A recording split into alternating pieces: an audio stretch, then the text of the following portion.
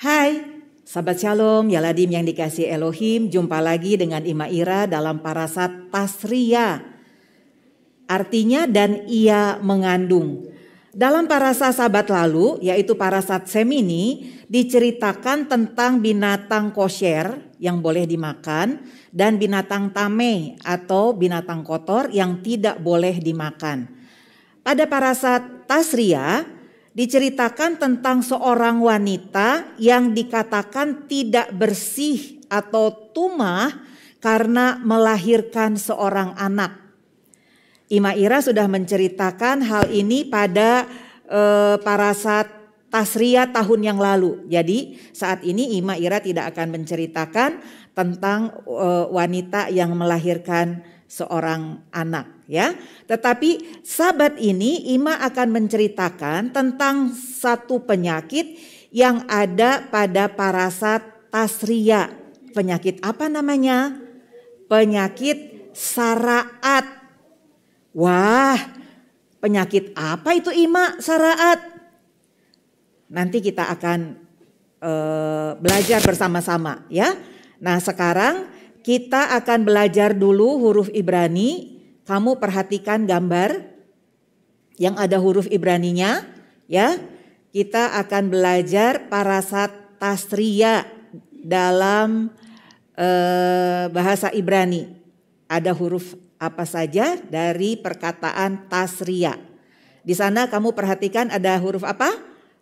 Taf. Kemudian sayin. Kemudian res, faf dan ain, ya.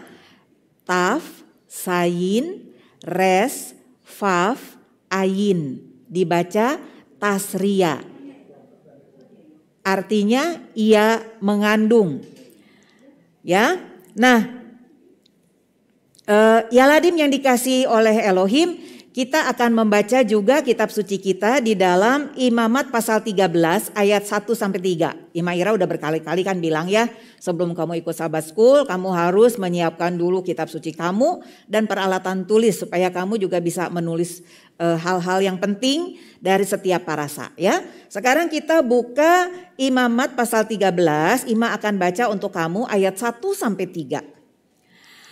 Hashem berfirman kepada Moshe dan Aharon, apabila pada kulit badan seseorang ada bengkak atau bintil-bintil atau panau yang mungkin menjadi penyakit kusta pada kulitnya, ia harus dibawa kepada Imam Aharon atau kepada salah seorang dari antara anak-anaknya, imam-imam itu.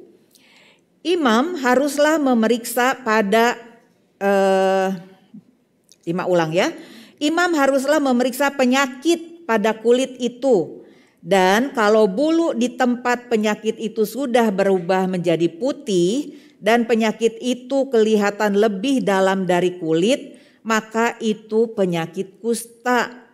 Kalau imam melihat hal itu, haruslah ia menyatakan orang itu najis. Kalau kamu perhatikan tadi Ima bilang kita akan belajar nama satu penyakit namanya saraat. Tetapi tadi kita baca di Imamat 13 ayat 1 sampai 3 gak ada tuh yang namanya penyakit saraat ya. Adanya panau atau panu, adanya kusta. Nah ini masalah penterjemahan ya. Karena ternyata penyakit saraat itu tidak bisa diterjemahkan ke panu ataupun ke kusta karena jenis penyakitnya itu berbeda.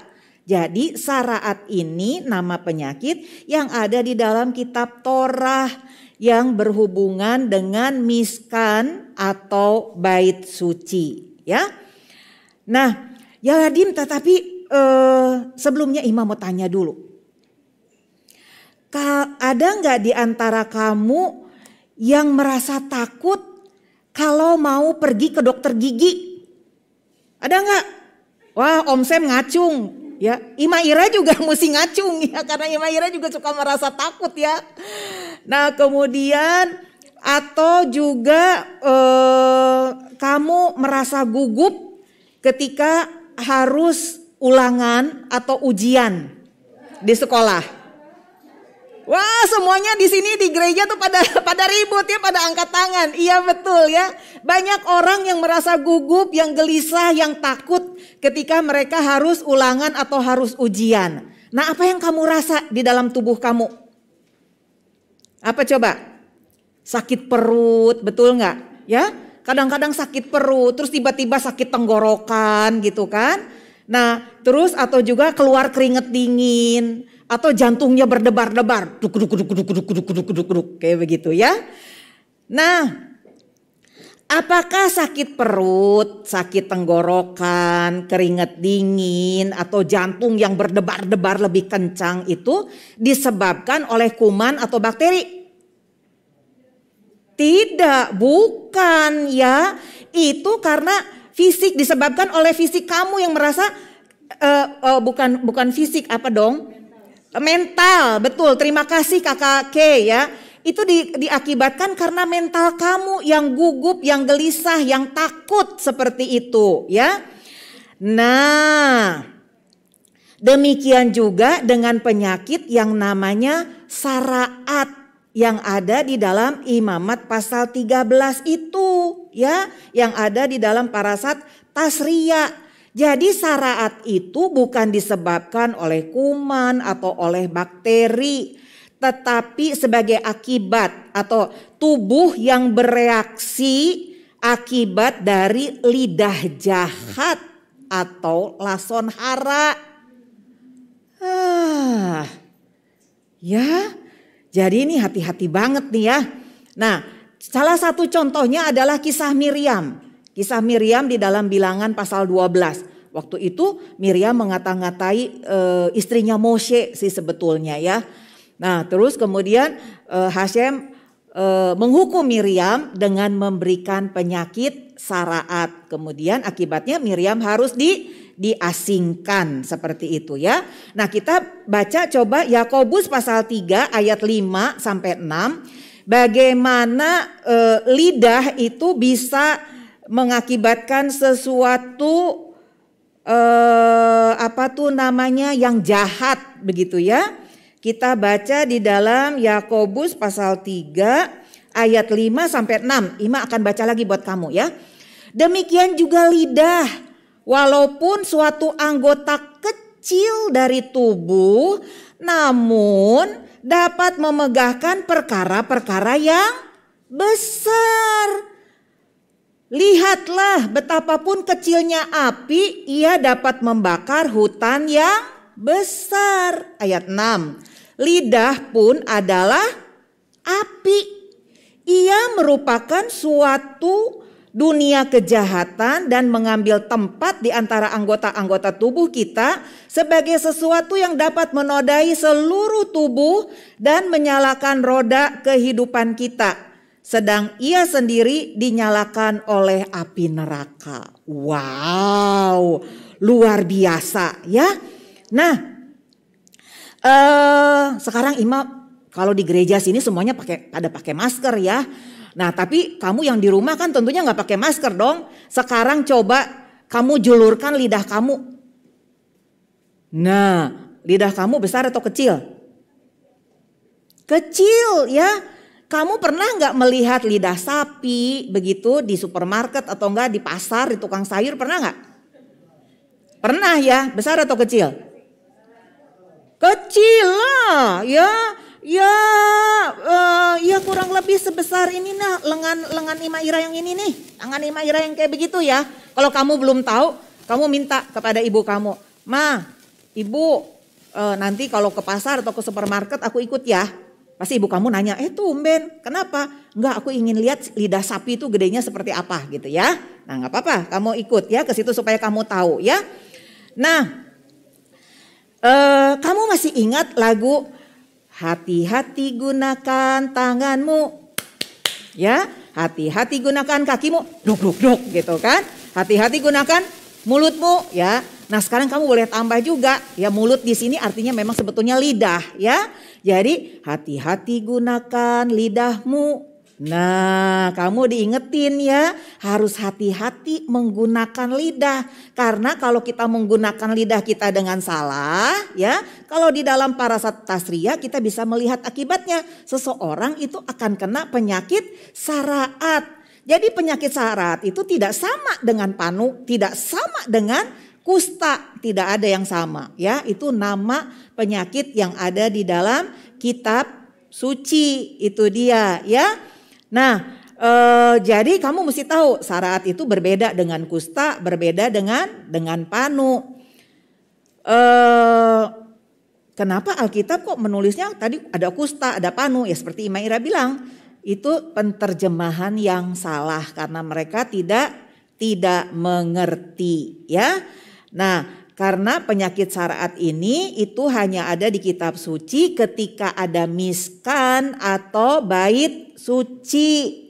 Karena bagi orang yang kena penyakit saraat ini, mereka tidak boleh mendekat kepada Hashem yang ada di miskan atau yang ada di bait suci, dan juga tidak boleh mempersembahkan korban. Lalu apa yang harus dilakukan oleh seseorang yang kena penyakit saraat? Ingat, itu penyakit saraat itu bukan diakibatkan oleh kuman atau oleh bakteri, tetapi oleh mental kamu yang jahat, ya, melalui lidah kamu. Jadi mereka itu harus datang kepada seorang imam besar atau imam. Kenapa? Ya, karena imam itu dia dapat tugas dari Hashem untuk menjadi pengantara bagi orang-orang yang mempersembahkan korban. Kemudian kamu mesti ingat juga ada berkat imamat yang diucapkan oleh Aharon ya. Nah, setiap kali kita selesai ibadah juga Bapak Gembala tuh selalu mengucapkan birkat kohanim namanya ya. Nah, itu dia.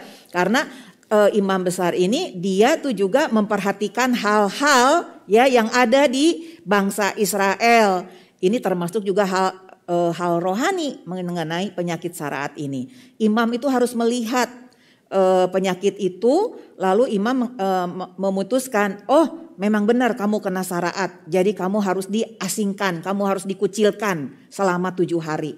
Ya, harus keluar dari perkemahan orang Israel, pergi ke satu tempat khusus di sana. Untuk apa? Untuk merenungkan perbuatannya, apa yang sudah dia lakukan. Lalu bukan hanya merenung, tapi imam atau imam besar memberikan kesempatan kepada orang itu untuk bertesufah. Ya, nah ketika orang itu sungguh-sungguh bertesufah, apa yang terjadi? Penyakitnya sembuh nggak? Sembuh ya. 7 hari kemudian imam itu akan melihat, akan ditengok lagi sama imam. Ya coba lihat badan kamu, gitu kan? Terus imam bilang, oh kamu udah sembuh. Berarti sesudah itu kamu harus mandi.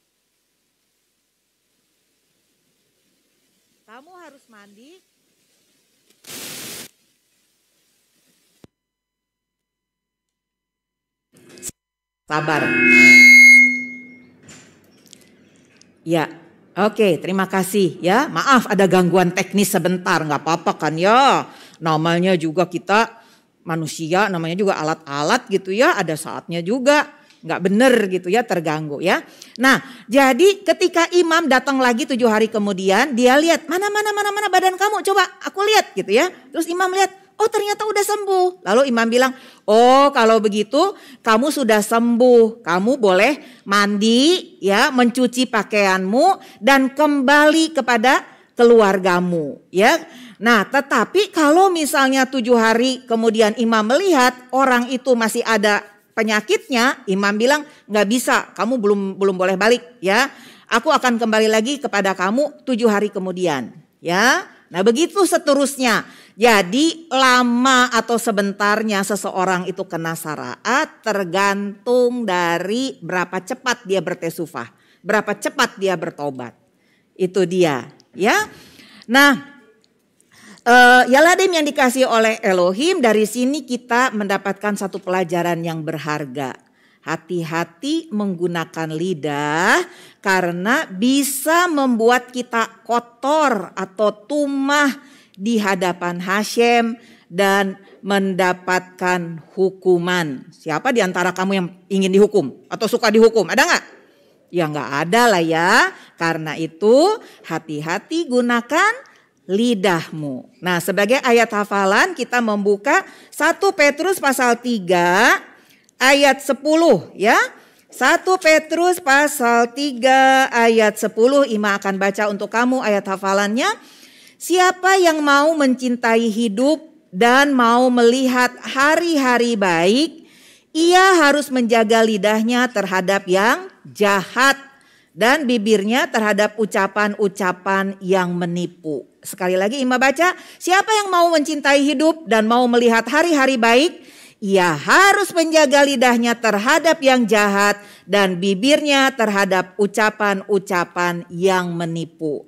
Kol Hakavod, Yeshua HaMashiach memberkati. Shabbat Shalom.